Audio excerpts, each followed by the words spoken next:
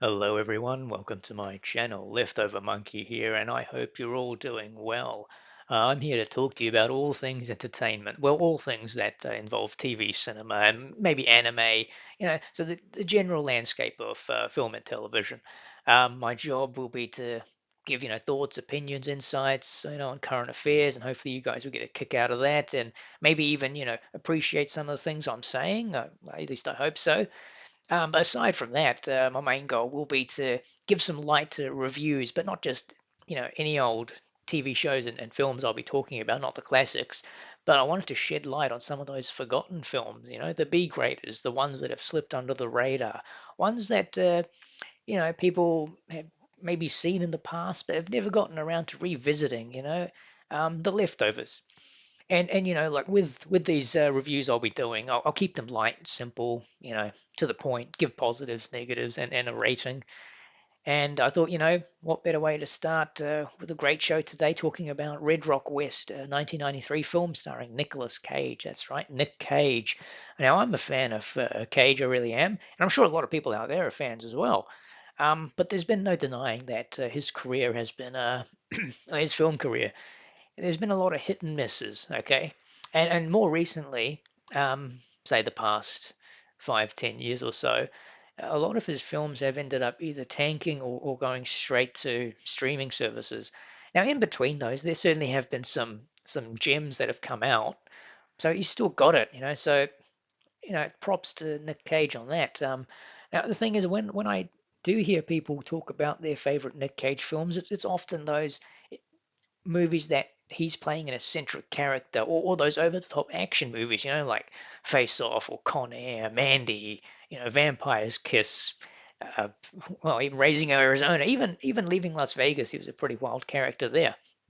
But for me, Red Rock West is one of my favorite Nick Cage films. It's a thriller, it's a modern western, you could say, um, but it features a more reserved Nick Cage, and you know what? And because of that, I actually personally gave this film an 8 out of 10. Now this film is highly rated, by critics and fans alike anyway. For those fans that have seen it, that is. So it's no surprise that this film is well liked, but as I say, well forgotten as well. Um, he plays a down and out ex-war vet, ex-Vietnam War vet, that's just trying to get by, looking for work wherever he can. And, early on, you get a sense that he's a good guy, trying to do the right thing. And one day he's on his way to look for work. He heads through the town of Red Rock and decides to stop in on a local bar, just get a drink, get some help. The owner of the bar, well, ends up mistaking Nick Cage's character, Michael, for someone else, and so begins to offer Michael a job. And obviously that's what Mike is looking for. So he claims to be this person that the bar owner is looking for. The trouble is that who the bar owner is actually looking for is a hitman, and the job is to murder his wife, the bar owner's wife.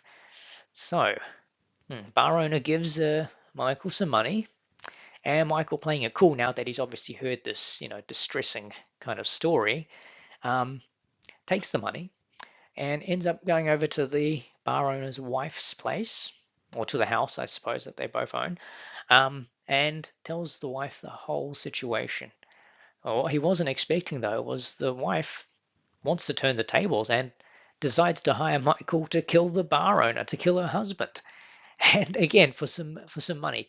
So Michael, not wanting to get involved in this lovers' quarrel, decides, what, play it cool again, take the money, but afterwards decides to write a letter to the local sheriff outlining this whole plot, of what's happening between these two, this married couple, really. And you know what? He jumps in his car after that and drives right out of town. And that's it. Or is it? Or is it? Oh, well, while driving away, the weather turns quite bad, and driver visibility ends up being pretty bad as well. So Michael, not really being able to pay full attention to the road, accidentally ends up hitting someone with his car. Now he's stuck with two options now. He can go collect this man he's just hit with his car and take them back to Red Rock Hospital, or just keep driving. But Michael is a good Samaritan, so he does exactly that. Takes this injured man to the hospital, and of course, while he's there, he needs to make a statement to the police. And this is where things start to get, a bit topsy turvy. Well, because what what happens is the sheriff of this town happens to be the bar owner himself, and yeah, here's where it all goes sideways because now Michael is in a very, very difficult position. He's just stolen money from a sheriff who's actually just asked him to kill his wife. Some trouble. Now, I'm not going to, spoil what happens next or the rest of this film, but this is where the cat and mouse game of this film begins, and yeah, it's quite a ride. So, let me talk about some of the positives of this film. Firstly, Nic Cage is great. As I said before, more reserved Nic Cage. He's more subtle here, and it works really well. And what else works is Dennis Hopper, who plays a more eccentric character, a character that Nic Cage would often play, but Dennis Hopper's playing it, and he does it really good too. So there's a really good contrast between the both of them. You've got the subtle, reserved Nic Cage, who still can, deliver some action in this film. Um, but yeah, then you've got the almost crazy Dennis Hopper going on the other end. Next, the story. It's a simple story, Drifter enters a town, not looking for trouble, gets caught up in the middle of a spat, and then tries to play both sides against each other. It's got that Yojimbo vibes, fistful of dollar kind of vibe, um, but it does its own thing, which is probably why this film is rated so highly. Because yeah, it follows its own path. And the other good thing is the pacing. You always feel like you're on the move, and that's important. That's important, because this film could very well have been bogged down by some of the um, outer elements of it. And I will talk about a small negative here, nothing too bad, but there's a few convenient moments, if you know what I mean, happen during the film.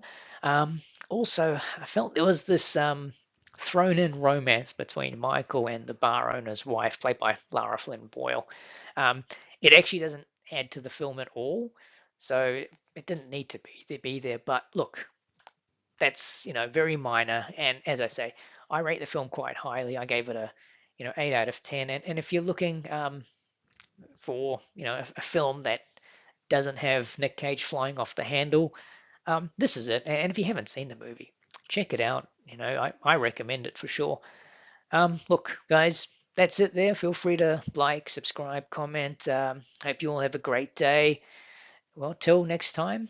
Yep, Leftover Monkey out. Thank you.